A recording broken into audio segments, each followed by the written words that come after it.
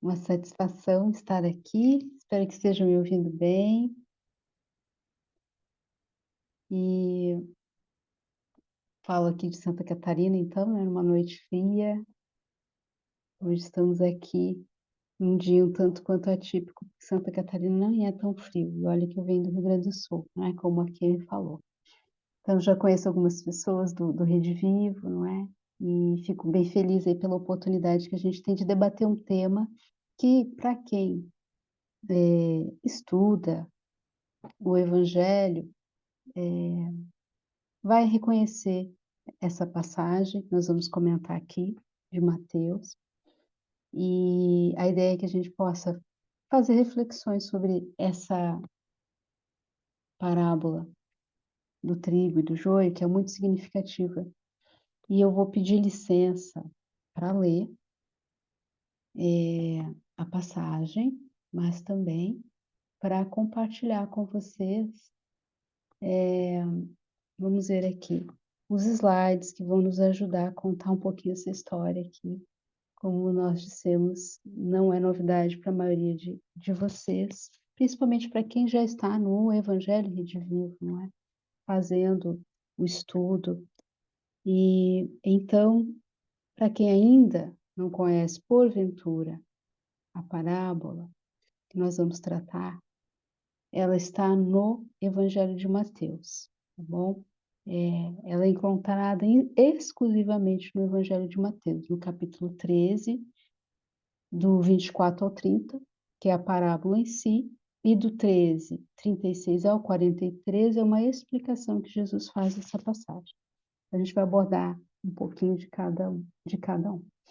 E então, para reavivar a memória de quem faz um tempinho que não toma contato com a parábola e para também, de repente, apresentar para quem, porventura, não conhece ela na íntegra, nós vamos ler nos utilizando para tal da Bíblia de Jerusalém, que é a referência aqui do momento. Então diz assim: o reino dos céus é semelhante a um homem que semeou boa semente no seu campo. Enquanto todos dormiam, veio seu inimigo e semeou o joio no meio do trigo e foi-se embora. Quando o trigo cresceu e começou a granar, apareceu também o joio. Os servos do proprietário foram procurá-lo e lhe disseram: Senhor, não semeaste boa semente no teu campo? Como então está cheio de joio? Ao que este respondeu: O inimigo é que fez isso. Os servos perguntaram-lhe: Queres então que vamos arrancá-lo? E ele respondeu: Não, para não acontecer que, ao arrancar o joio, com ele arranqueis também o trigo. Deixai-os crescer juntos até a colheita. No tempo da colheita, direi aos ceifeiros: arrancai primeiro o joio e atai-o em feixes, para ser queimado. Quanto ao trigo, recolhei-o no meu celeiro. Então, eis aí a primeira parte, né, da parábola de 13, capítulo 13, versículo de 24 a 30. Então, é uma passagem que traz uma narrativa simples, mas ao mesmo tempo muito rica. É simples porque vai falar, né, desse contexto tão singelo, não é? Que, de homens de campo, de alguém que semeia, de quem cultiva, de quem cuida, de quem colhe, mas rica porque tem muitos símbolos ali que vão trazer para a gente a oportunidade de refletir, não é? Porque Jesus tinha essa capacidade de uma pequena história ou de uma simples história conseguir fazer com que ela se tornasse robusta e profundamente significativa, porque os símbolos, os elementos, os arquétipos que ele se utilizava faziam com que a gente faziam, não fazem com que, né, porque as histórias atravessaram o tempo e chegaram até nós, fazem com que a gente precise refletir a respeito de coisas bem profundas sobre a nossa vida. E com essa parábola não é diferente. Então, a narrativa é de um contexto simples, mas o convite que os símbolos nos fazem é para que a gente possa olhar para a nossa jornada evolutiva aqui na Terra e fazer, a cada um à sua maneira, as suas reflexões, não é? E essa, em especial, vai nos dizer que o bem e o mal coexistem e que a gente precisa aprender a lidar com ele, resumidamente, não é? Mas há outros elementos que nos convidam a pensar sobre a nossa jornada individual e também do planeta que nos abriga, não é? Que nos acolhe nesse momento. E nós vamos começar trazendo então o significado do campo, para extrair dali também elementos que nos ajudam a entender essa passagem à luz da doutrina espírita. E o campo pode ser comparado ao mundo, todos nós, a humanidade, os espíritos, encarnados e desencarnados, em um processo de aperfeiçoamento do planeta. Isso nós vamos retirar lá do nosso livro do Evangelho Redivivo, o livro 2, não é? Que vai discorrer sobre essa parábola. Quem já está lá no livro, quem passou por este livro, vai reconhecer então aqui um pouco de referências de lá.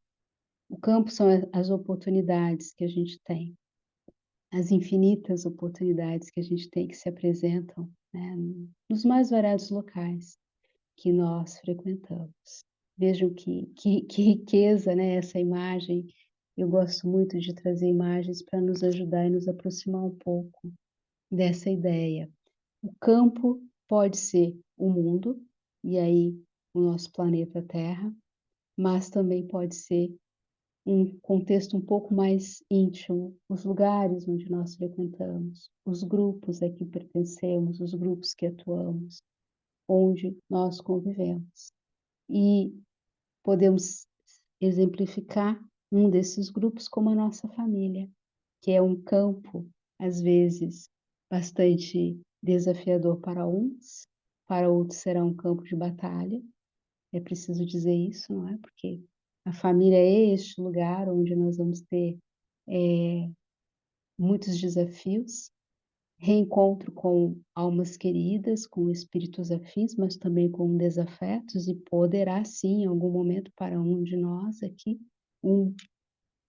se constituir um campo de batalha. E a gente vai ter outros tantos lugares que podem ser este campo, onde a gente vai ter a oportunidade de laborar, de trabalhar, de cultivar, não é?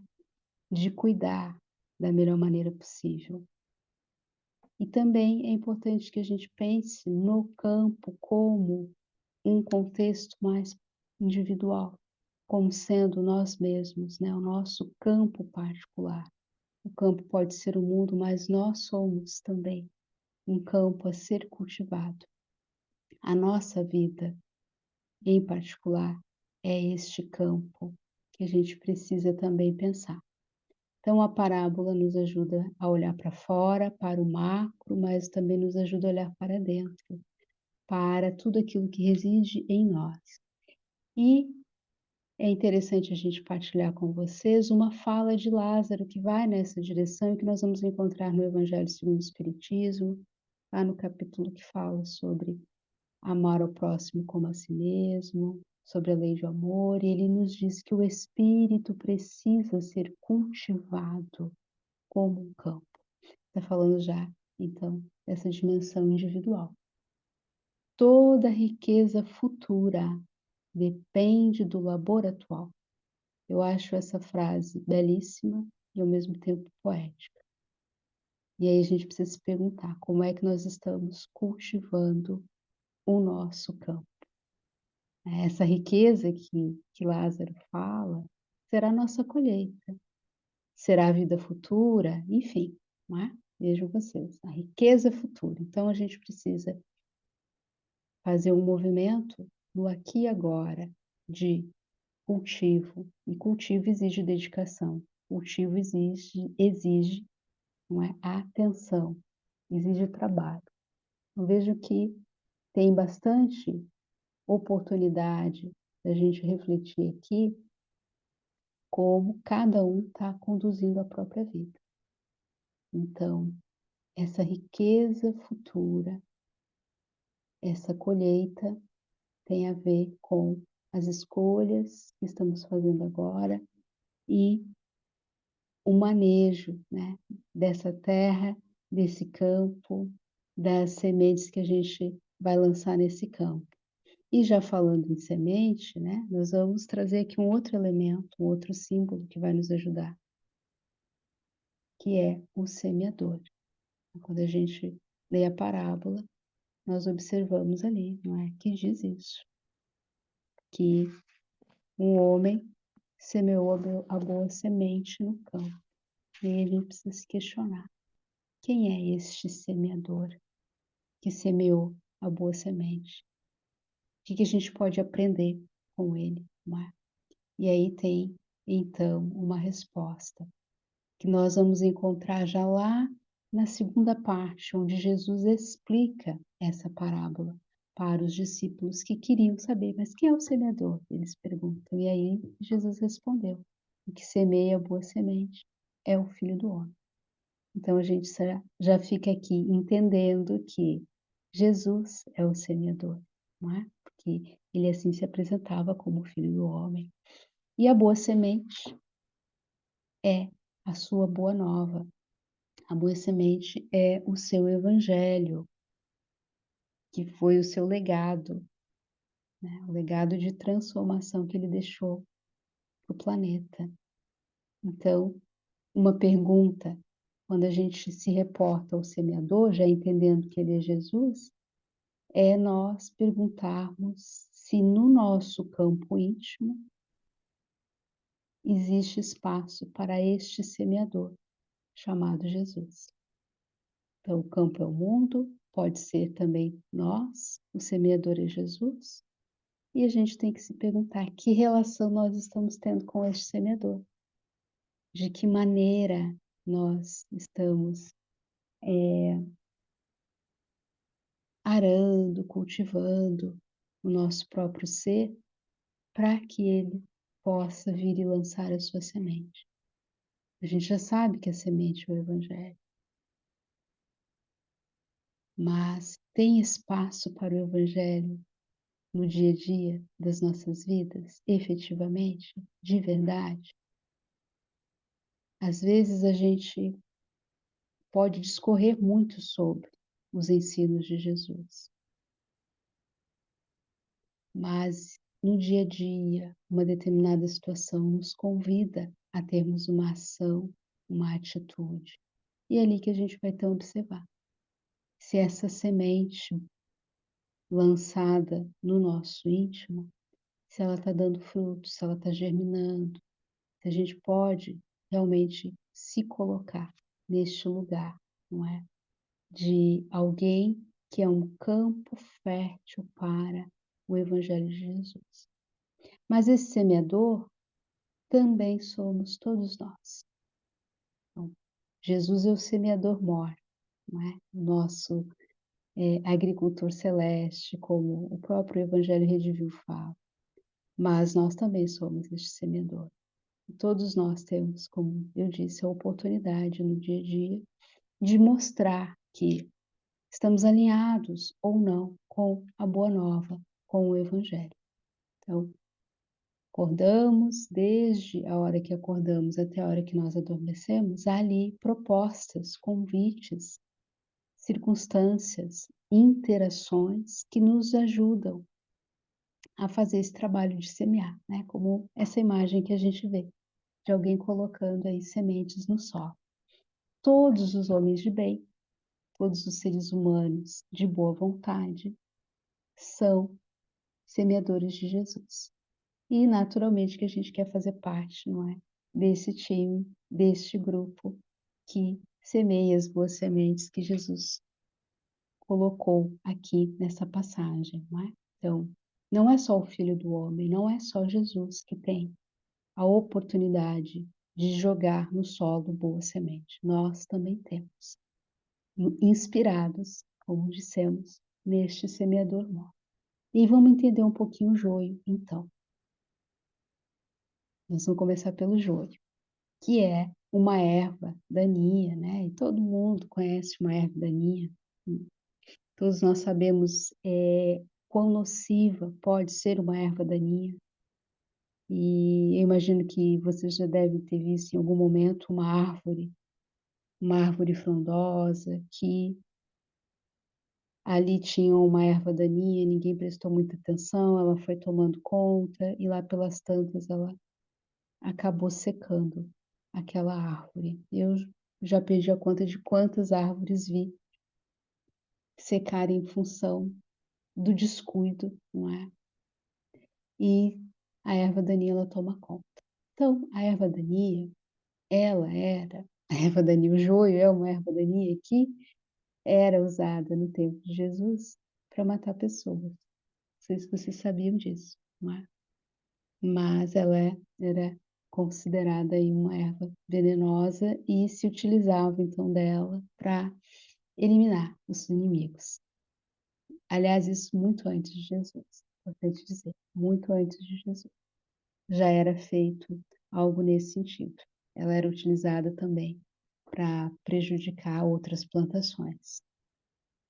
E tanto que tem um texto, uma referência de Carlos Torres Pastorino, que ele comenta que no Código Penal de Roma já tinha uma pena para quem plantasse sementes de joio no campo de outras pessoas. Então, vocês imaginam que o joio era bastante utilizado. E então é uma erva daninha. A gente olhando aqui nessa imagem, não é? Nós não conseguimos identificar o que é joio e o que é trigo. Por que a gente não consegue identificar? Porque enquanto está verde, o joio se parece com o trigo, se confunde. É só quando cresce, quando amadurece, que a gente vai conseguir fazer então essa distinção, vai conseguir ver as diferenças que existem entre um e outro. Não é? Então, tempo vai nos ajudar, trazendo para o dia a dia das nossas questões, não é? Vejam só, quando cresce, amadurece, aqui as distinções vão aparecer. A gente vai conseguir ter uma possibilidade de distinguir. A maturidade que vai nos dando, o repertório que a gente vai adquirindo, nós vamos conseguindo fazer distinção entre o bem e o mal, entre o joio e o trigo. E a gente imagina, não é, que não é tão simples assim, como de fato não é. Na natureza, a gente observa que quando o trigo fica maduro, ele pesa e o joio é leve, não é? Um tem conteúdo, o outro não tem. Então a gente vai observando que é possível aquele que cultiva já ter um pouco mais de repertório para identificar. A grande questão é quando a gente vai fazer essa análise na nossa própria vida, né? Se a gente vai se confundir ou não. Mas na interpretação que a gente encontra nos estudos, nos livros, não é? Quando a gente debate sobre o assunto à luz da doutrina espírita, a gente vai pensando também que o joio ele foi colocado neste campo para distrair os servos, para que eles então, tendo que se ocupar com o joio, esquecessem de cultivar o trigo, que é a boa semente. Então, uma armadilha. E a gente tem hoje, parando para pensar, muitas armadilhas no nosso contexto de sociedade, no nosso contexto particular da nossa vida, muitas armadilhas, muitas distrações que vão tirando o nosso foco daquilo que realmente importa. Eu não sei se isso faz sentido para vocês, não é? Então, na parábola havia essa intenção de distrair os trabalhadores, de distrair os homens, de distrair os servos. E aí não cultivaria aquilo que realmente iria nutri-los, que é o trigo. Na nossa vida também a gente corre este risco de nós nos distrairmos e não cultivarmos aquilo que realmente importa. Mas vamos adiante para a gente falar do trigo, porque o trigo, quando a gente vai estudar sobre, nós observamos que hoje ele é o terceiro cereal mais produzido no mundo. Ele já foi o primeiro, hoje ele é o terceiro. Hoje ele perde para o arroz e para o milho. E é, então, uma semente, um cereal rentável, porque uma espiga pode produzir em média de 8 a 10 espiguetas, não é? E a gente consegue ver aí na imagem, né, contando, a gente vê quantas espiguetinhas tem realmente num trigo. Por isso que ele é também símbolo de prosperidade, por essa capacidade que ele tem de ser bastante abundante, né? Se uma espiga dá tanta espigueta assim. E quando a gente vai estudando um pouco mais sobre o trigo, nós observamos que o cultivo do trigo mudou o curso de vida do Homo sapiens há mais de 9.000 anos. Ele era uma planta selvagem, né, como muitas outras que existiam no caminho do Homo sapiens, né, os nossos ancestrais, que eram coletores, que eram caçadores, que eram nômades, não é? Mas que, então, foram domesticando essa planta e a vida, então, deles deixou de ser nômade e eles começaram, então, a criar as primeiras comunidades, né? Podemos dizer que, em função do trigo, do cultivo do trigo, da domesticação, o Homo sapiens fixou residência, passou a viver num único local. Mas Jesus não queria falar do alimento que nutre o corpo. Ele estava falando do alimento que nutre a nossa alma. Se referia a ele como um alimento espiritual. E é isso que nos importa, que nos interessa neste momento, não é? Saber se nós estamos sendo nutridas com a boa semente, que é o Evangelho, que é a boa nova do Cristo. Então, o trigo é a boa semente é o Evangelho. E ele então deixa este Evangelho como, né, um alimento para que a gente possa se manter vivo, nutrido e caminhando na estrada da vida, no campo da vida, né, em direção a ele. Mas nós temos um desafio, né, já que trigo e joio estão plantados no mesmo campo, a gente precisa entender por que é importante fazer essa distinção entre um e o outro, não é? E aí também vamos encontrar no livro 2 do Evangelho Redivivo algumas dicas aqui para que a gente consiga fazer essa distinção. Saber identificar o mal, as suas múltiplas facetas, para não ser afetado por ele, é uma das possibilidades que a gente tem. O reconhecimento do que é mal e do que é bem impulsiona o nosso progresso como espírito. A gente vai aprendendo a ter a oportunidade de fazer escolhas mais acertadas pelo uso do nosso livre-arbítrio.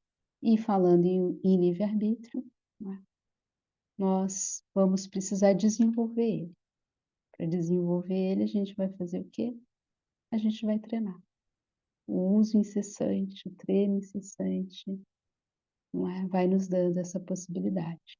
Então, discernimento espiritual e o bom senso precisam ser utilizados diariamente para que a gente treine cada vez mais, então, o nosso livre-arbítrio. Nós vivemos, não é, uma sociedade bastante desafiadora que a todo instante nos convida a fazermos essas distinções, não é? Fazer essa separação. Nós estamos vivendo uma sociedade que é chamada, não sei se vocês já ouviram falar, mas a sociedade da aparência, a sociedade da performance, não é? A sociedade do consumo, a sociedade do cansaço. Então, assim, a gente tem várias denominações para a nossa sociedade. E ainda estamos tendo agora que lidar, nos últimos tempos, com a IA, não é? E eu acho muito interessante, porque a IA, ela também é uma grande ilusão de ótica, né? Quando a gente fica pensando na inteligência artificial, né? Fica falando IA numa intimidade que não é inteligência artificial, não é? E de modo que nós estamos tendo aí vários vídeos sendo postados, você já deve ter se deparado com um vídeo que você acredita que é uma pessoa e é uma montagem em função da inteligência artificial, não é? Então, a gente poderia dizer que nós estamos vivendo a sociedade do trigo, a sociedade do trigo não, a sociedade do joio, quando nós somos convidados a fazer essa análise mais apurada, não é? Porque também tem, não só antes agora da IA, que eu acho interessante, mas ao mesmo tempo perigosa, dependendo do uso, né, que vai ser feito, mas há um tempo atrás, e ainda acontece, é só para pegar elementos aqui da nossa vida real, do dia a dia aqui de 2025, né, mas ano passado e até 2 anos atrás, a gente estava às voltas com as fake news, vocês se lembram, não é? Que ainda existem, elas não saíram do nosso entorno, elas seguem aí. Mas agora a gente está tendo que lidar com isso, não é? Com imagens, com inteligência artificial, o tempo inteiro nos atravessando, nos convidando a pensar, a olhar, a discernir, a não se iludir, não é? A não termos um erro, um equívoco de percepção de determinadas coisas. Então, um tipo de joio que a gente vai encontrar na nossa vida, que já tem trazido prejuízos para muitas pessoas, não é? Porque às vezes acabam sendo envolvidas e caem em determinadas armadilhas. Então essa é a importância que a gente tem no dia a dia, não é? De se instrumentar, de ampliar o nosso conhecimento, de entender o mundo em que a gente vive, né? Essa sociedade atual que nos faz esse chacoalhão de tempos em tempos. Tem uma novidade que a gente tem que ir se adaptando, se ajustando para poder viver da melhor maneira possível, né? Então o joio, ele se apresenta no dia a dia das mais variadas formas, mesmo, não é? E é importante a gente então pensar, fazer esse exercício diário para identificar o que ou quem seriam os joios da atualidade na nossa vida e na sociedade. Daí a gente consegue já discernir essas sementes ruins que estão plantadas por aí para nos confundir, para dificultar a nossa vida individual, a nossa vida particular, mas também a nossa vida em sociedade, é algo para a gente pensar, não é? É algo para a gente ficar atento, porque nas mais variadas situações a gente é convidado a fazer essa distinção. Todos os dias a gente precisa pensar, desde como nós ocupamos o nosso tempo. E às vezes a gente perde tempo. Eu digo isso para vocês, né? E vocês vão de concordar comigo que rede social é um negócio que rouba o nosso tempo e que é um tipo de joio. Que eu digo, é um buraco negro. A gente entra para fazer alguma coisinha, só para ver às vezes uma informação e você já ficou ali 20, 15 minutos que não voltam mais esses minutos e a gente não produziu algo de bom ali. Né? Então, as nossas escolhas mínimas, às vezes, estão nos fazendo esse convite, nos convocando a pensar se nós estamos indo na direção do joio ou se nós estamos indo na direção do trigo. Faz sentido isso para vocês? Né? Eu estou conseguindo ver alguns rostinhos aqui, não é? Então, essa parábola, ela não está distante de nós. Ela fala do cotidiano das nossas vidas, né? Dos nossos hábitos, das nossas escolhas, inclusive das nossas escolhas de consumo, não é? Então a gente precisa ir olhando um pouco para isso. Claro que se nós refinarmos o nosso senso crítico, como está sendo proposto aqui, não é? Com certeza vai ser possível a gente se ligar e fazer um movimento de recuo antes, às vezes, de ter algum prejuízo. E eu tenho certeza, né, que está todo mundo aqui atento, trabalhando para isso. Mas vamos adiante, para que a gente possa falar rapidamente, então, do sono e do inimigo. Enquanto todos dormiam, veio seu inimigo e semeou o joio no campo, no meio do trigo e foi-se embora. Então aqui um alerta interessantíssimo para todos nós. É muito simbólico. este sono e o inimigo. Porque, como nós falamos, né, a gente confunde muito, se distrai muito e a gente dorme, né? Então, nós estamos dormindo em alguns aspectos, estamos despertos em outros, mas dormindo em alguns aspectos. E a humanidade transita, de um modo geral, a humanidade, de um modo geral, ela está adormecida para as questões do espírito, para o desenvolvimento das potências do espírito. Está mais voltada ainda para questões da materialidade, muitas vezes da sua subsistência, não é? Para as questões materiais, nós estamos numa sociedade materialista, numa sociedade do consumo, e o mundo tem muitas distrações. Então, este sono, é um convite que Jesus nos faz para nos alertar, não é? Representa também as pessoas que se desviam dessa proposta de espiritualização, não é? Que se desviam do reino de Deus, como ele costuma dizer, se esquecendo das leis divinas. Dormiram, vejam, enquanto todos dormiam. Daí o olhar e orar e vigiar que ele falava para todos nós, não é? A importância para que este sono da imprudência não deixe o adversário se aproximar, não deixe este inimigo se aproximar. E este inimigo está dentro e está fora de nós, dentro e fora. Dentro são as nossas incompletudes, as nossas imperfeições, as nossas vulnerabilidades, os nossos medos, as nossas inseguranças, vaidades, etc. Mas fora a gente vai ter uma infinidade de situações de perigo que nós somos expostos também, não é? Na sociedade, dependendo de onde a gente vive, os lugares que a gente frequenta, a violência urbana vai estar nos atravessando e vai ser um motivo de preocupação para todos. Mas a gente vai ter também, às vezes, um inimigo declaradamente, sendo uma pessoa que não nos quer bem e que às vezes tenta nos prejudicar,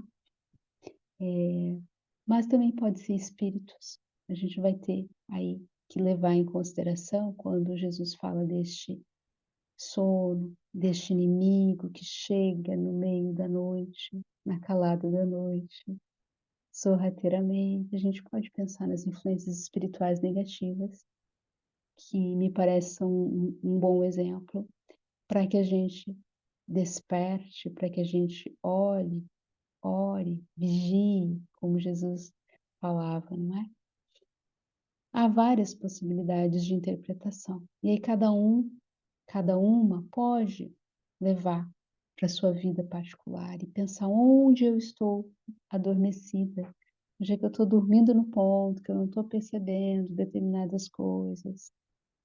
E intuir de que lado vem esse inimigo e que inimigos são esses que às vezes atrapalham um pouco a nossa jornada. Mas vamos adiante, porque também nos interessa pensar sobre esse outro momento em que os servos perguntam se deviam arrancar o joio. Por que a gente vai deixar eles crescerem juntos? Não é uma erva daninha, não tem que tirar? A gente tiraria, não tiraria? E aí na parábola, o proprietário diz que não. Vamos deixar eles crescerem juntos, porque se eu arrancar um, eu arranco o outro. Eles são parecidos, enquanto estão verdes, eles são praticamente iguais, então é preciso deixar que eles cresçam juntos até a colheita. Outra passagem bastante significativa. E aí a gente pega carona aí nessa passagem para pensar a respeito da misericórdia divina, não é? Que faz com que a gente possa ir crescendo com as experiências adversas. Vejam vocês, com situações que às vezes são mais desafiadoras, não é?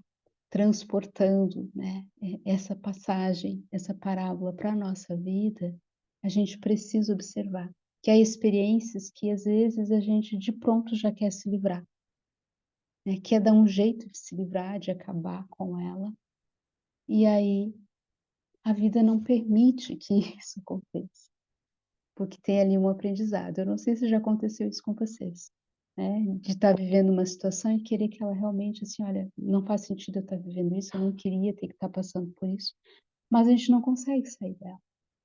Até que a gente faz um aprendizado, tem um insight e a coisa muda de figura. Então a gente pode pensar que é mais ou menos isso que acontece. A gente cresce junto com aquela experiência, com aquela pedra ali no sapato, assim como o joio foi crescendo junto com o trigo. E a gente precisa aprender a lidar, então, com essas oportunidades de de evolução que se apresentam, não do jeito que a gente queria, mas do jeito que é necessário. Em tudo tem a oportunidade de crescimento.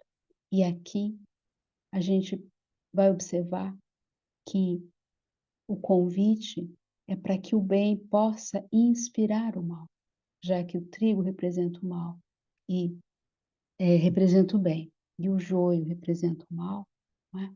Um pode servir de inspiração para o outro. O bem sempre prevalece, né. Então, um outro ponto que a gente poderia destacar é que a gente não deve temer o joio, porque pensando no joio como as nossas incompletudes, a gente não deve temer. Tudo aquilo que a gente teme cresce, toma uma força, uma proporção muito grande dentro de nós. E aí é que vem, né, eu acho que a grande sabedoria do nosso mestre Jesus, dizendo: "Vamos aprender a lidar com tudo isso e acomodar da melhor maneira dentro de nós". Porque o crescimento do joio não impede o crescimento do trigo. Isso é bem importante da gente pensar, porque às vezes a gente pode desistir do nosso processo de crescimento, porque há um problema na nossa vida. Vamos imaginar o joio como sendo o problema da vida do trigo, mas ele seguiu crescendo.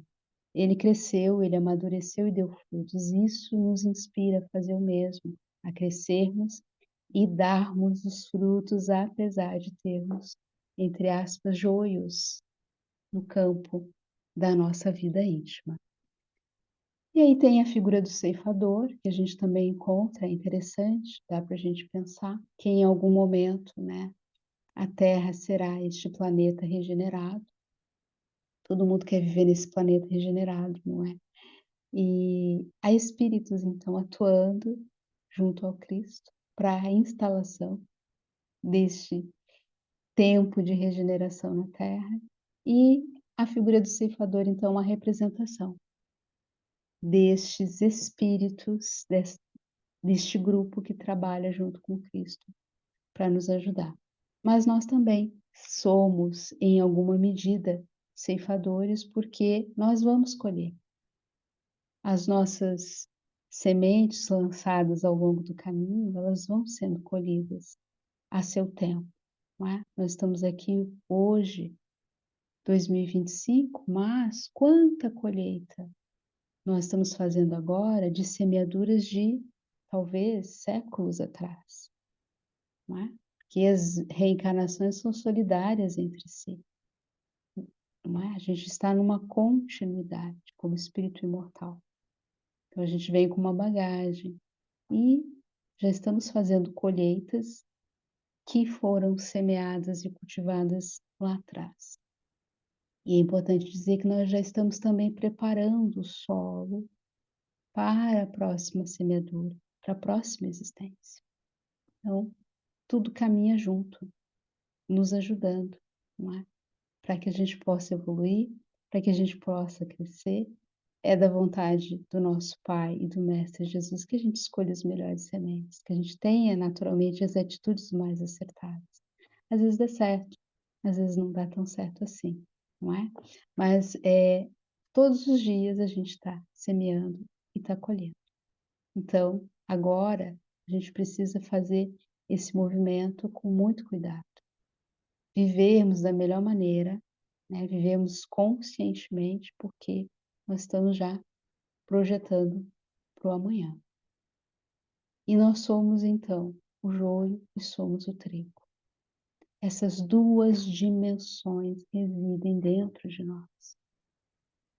Estes símbolos, né, de joio e trigo, do bem e do mal, eles também representam características da nossa própria personalidade, que ainda nos causam, por exemplo, dores, prejuízos, sofrimento, mas também representam, né, na figura ali do trigo, potências, habilidades, virtudes que nos ajudam, que nos impulsionam nessa marcha pelo campo da vida.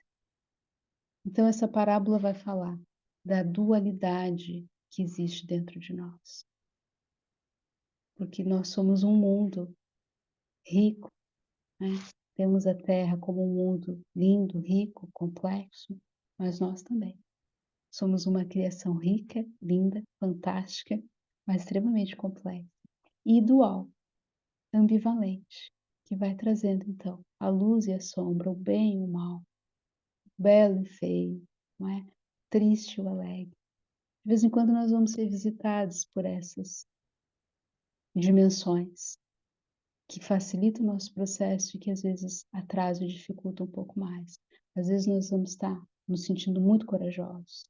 Em outro momento a gente vai estar se sentindo mais vulnerável e com medo. É a dimensão joio, é a dimensão trigo se confrontando dentro de nós, não é? Mas é um desafio que está sendo lançado para todos nós. Nós temos que mirar no nosso agricultor divino, não é? No nosso semeador, que é Jesus, nosso modelo guia, para que a gente possa ter essa direção mais clara daquilo que nós devemos potencializar em nós, aquilo que a gente deve ativar dentro de nós. E eu tenho certeza que a gente vai ativar as nossas potências de espírito imortal, de centelha divina, não é? Muito mais do que as vulnerabilidades e as incompletudes. Nós carregamos dentro de nós muita potência, nós somos, a nossa destinação é para sermos trigo maduro, com conteúdo que nutre, e esse então é o nosso caminho aqui na Terra, nos transformarmos neste trigo maduro. E a gente sabe que Jesus espera exatamente isso de nós, que os seus discípulos sejam trigo maduro. E aí, para a gente ir rumando para o fim, tem 3 perguntas que nós selecionamos aqui para a nossa reflexão. Trazendo de novo, né? Porque já foi feita essa pergunta: o que é que nós estamos semeando no campo da vida? O que que a gente está querendo colher no campo da vida? E se nós queremos ser joio ou trigo, nós precisamos nos posicionar. Todos os dias tem um convite para a gente se posicionar. O que é que a gente veio fazer, né, nessa existência? Ainda que num planeta de provas e expiações sempre exista trigo ao lado dele, o joio, exista joio dentro de nós precisamos dar potência, nós precisamos cultivar, é o trigo. Volto a dizer, o discípulo do Cristo, ele é trigo maduro. E é esse o movimento que a gente precisa fazer. Nós vamos concluir aqui com uma fala, voltando lá no Evangelho segundo o Espiritismo, de um espírito amigo, quando ele nos evoca ânimo, ânimo trabalhador. Tomai dos vossos arados e das vossas charruas, lavai os vossos corações, arrancai deles a cisânia, que é o joio.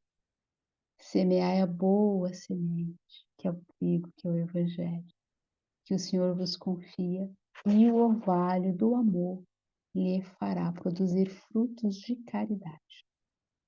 Então, muito obrigada pela oportunidade de aprender um pouco mais sobre o joio e o trigo, trazendo essa narrativa aqui para vocês. Fantástico. Obrigada, Simone. Obrigada, querida. Nós vamos, então, agora para as perguntas. Se vocês tiverem, vocês ainda podem colocar no chat, tá bom? Mas nós temos aqui algumas. Deixa eu pegar aqui no.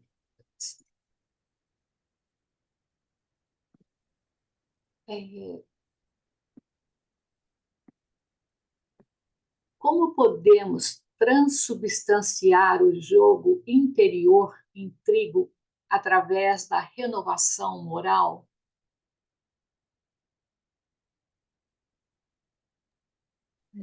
Que excelente pergunta, né?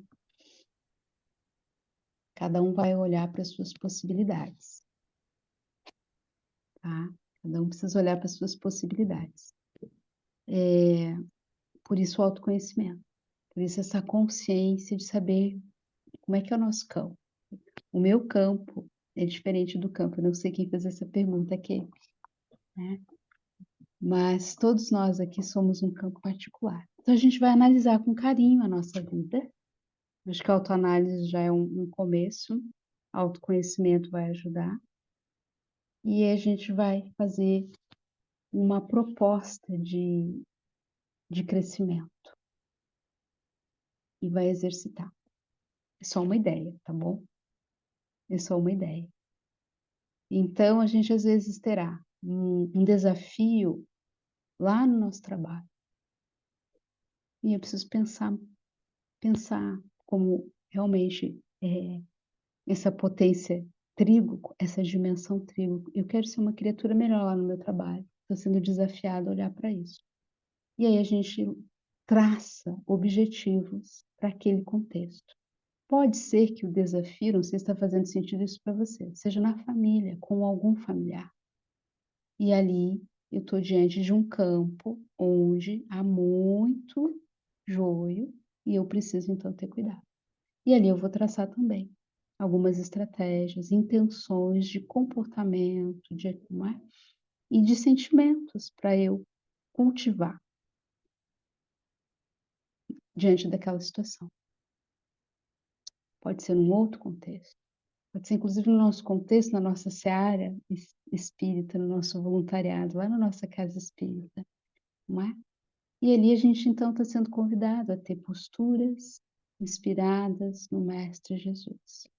Vede Jesus, não é? É o que nos diz o Livro dos Espíritos. Vede Jesus. E a gente olha muito pouco para Jesus cá entre nós, não é? Porque a gente poderia pensar o que Jesus faria nesse momento que eu estou aqui, nessa situação familiar, estou aqui nessa situação lá no centro espírita, estou aqui com essa situação lá no trabalho, o que Jesus faria lá no condomínio, em qualquer lugar.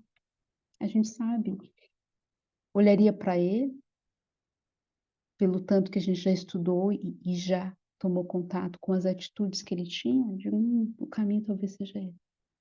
Então, é olhar para o nosso semeador. O semeador é Jesus. E isso vai nos ajudar. Tudo do dia a dia vai, em algum momento, se encaixar na figura do Cristo. Eu digo, ele faria isso. Porque ele não é o roteiro, e a gente esquece disso. Nós não teríamos grandes dificuldades. A dificuldade maior é a execução, mas de saber o que tem que ser feito, a gente não teria tantas dificuldades se olhasse para Jesus. Executar o comportamento dele é um outro capítulo, naturalmente, não é? Faz sentido? Obrigada, querida. A outra é: o que representa a separação do joio e do trigo no processo de regeneração da terra?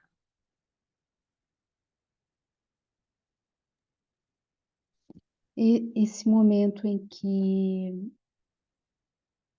alguns espíritos serão convidados a reencarnar em outro local, não é? A gente sabe que nós estamos vivendo um processo de transição e, inclusive, alguns teóricos falam que essa passagem, essa parábola é uma parábola profética justamente porque ela vai fazer essa proposta, né, porque uma parte vai ser queimada e outra parte, né, o trigo vai para o celeiro e o joio é queimado. Então essa separação. Se nós não nos regenerarmos, nós vamos para um planeta de regeneração? A gente transcende junto? Não, a gente não transcende, né. Então, vai falar desse movimento que cada um de nós vai fazer. A transição é do planeta e a transição é nossa. Muitos de nós, suando assim, ó, trabalhando com afinco, não é? Vai herdar, os bons herdarão a terra, é isso que Jesus fala, né? Então, esse joio e o trigo vai muito na direção dessa fala de Jesus, os bons herdarão a terra. Então, a gente vai ter que fazer um trabalho com muito afinco, com muita consciência, e felizmente a doutrina espírita nos coloca neste caminho de consciência, nos trazendo uma fé raciocinada, nos esclarecendo a situação do planeta e fazendo o convite para que a gente olhe para a nossa situação individualmente. Então a gente precisa ir se aprumando para este planeta de regeneração, que é este celeiro, não é? Cultivando a nossa dimensão trigo, nós vamos para o celeiro. Naturalmente que a gente não vai ser queimado, a gente só vai ser realocado para um planeta de acordo com a nossa frequência, porque Deus é misericórdia. Obrigada. Então, nós vamos fazer a última pergunta. Nós temos mais aqui, mas vamos fazer a última pergunta. O desinteresse espiritual é assim, uma forma de sono. E aí, o que é que pode acordar as pessoas para a vida espiritual?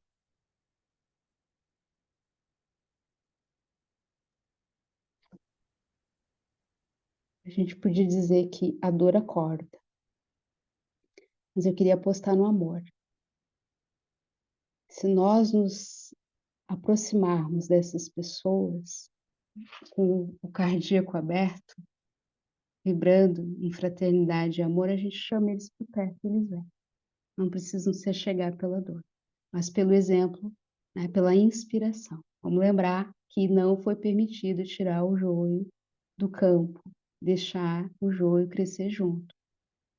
Ali está a resposta para que o trigo inspire o joio. Então essa humanidade não precisaria se despertar pela dor se a gente se aproximasse delas como trigo maduro, influenciando e trazendo para o aconchego, que é a fraternidade. Obrigada, querida. Nós já estamos no horário, então nós vamos agradecer, né? Muita gratidão aí pelas reflexões excelentes. E a gente pede as suas considerações finais, se você tiver, e a prece de encerramento, por favor. Obrigada. Eu quero agradecer, viu, aqui a minha gentileza do convite e eu acho que reforçar aquilo que Jesus espera de nós, possamos ser esse trigo maduro. E quando a vida colocar, e sempre coloca, um joio ao nosso lado, que a gente lembre que o Senhor, o proprietário das terras, não permitiu que arrancasse, para que um serviço de inspiração. Então, nós temos uma potência chamada coração, não é? O coração ele tem muito mais vibração do que a gente imagina. Eu estou aqui com o meu agora bastante expandido, assim, né? Ele expandiu aqui. O cardíaco de vez em quando ó, expande. Eu queria muito que o cardíaco de vocês expandisse agora. Toda vez que a gente estiver diante de uma situação de dor e a humanidade está passando por isso, né? A gente liga a TV e está passando por isso. Vamos vibrar. Vamos emanar amor. Ativar essa potência adormecida dentro de nós, que é essa capacidade de amar. E aí a gente vai conseguindo colaborar com o nosso Criador, com o nosso Mestre Jesus. Então nós somos semeadores. Vamos semear a boa semente. Tá? A gente não vamos fomentar o medo, o desespero, a violência. Não vamos fomentar nada que venha do joio. Né? Eu acho que esse é o convite, as minhas considerações finais. E vou então, para a gente fazer a prece final, pedir que cada um possa colocar a mão no seu cardíaco nesse momento. Mão no peito, sentindo o calor da mão no peito. Quem se sentir à vontade pode fechar os olhos. E nós vamos nos imaginar num lindo campo, né? Já que a proposta aqui hoje foi falar sobre o campo. Vamos nos imaginar num lindo campo. E vamos imaginar a figura do Mestre Jesus vindo na nossa direção. O semeador, o agricultor divino, de braços abertos, nos acolhendo no seu abraço, acalmando as nossas dores, retirando do nosso ser a dúvida, o medo, e nos inundando de leveza, de segurança, de paz, de gratidão, de compaixão, de fé, de coragem, de esperança. Vamos sentir esse abraço amoroso que refrigera todo o nosso ser. E como também queremos desenvolver cada vez mais a caridade, nós vamos imaginar que a humanidade inteira recebe esse abraço e se modifica nesse abraço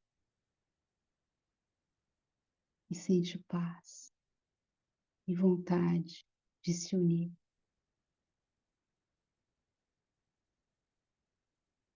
Vamos continuar, cada um de nós, abastecidos, abastecidas por este amor, por este abraço, pela misericórdia que vem do nosso governador espiritual. Agora nós vamos imaginar Jesus se afastando, luminoso, sorrindo, feliz pela nossa escolha consciente de sermos seus semeadores, sua semeadora. E vamos agradecer a equipe espiritual do Blossom, aos trabalhadores terrenos, por todo o amparo, por toda a disponibilidade de preparar esse caminho, de preparar esse campo para receber a todos nós que estamos aqui nesse momento e a outros tantos que se utilizam deste espaço sagrado para renovarem as suas esperanças e as suas energias. Na certeza de que recebemos muito nesse momento, nós pedimos permissão para encerrarmos o trabalho nesta hora. Que assim seja. Gratidão.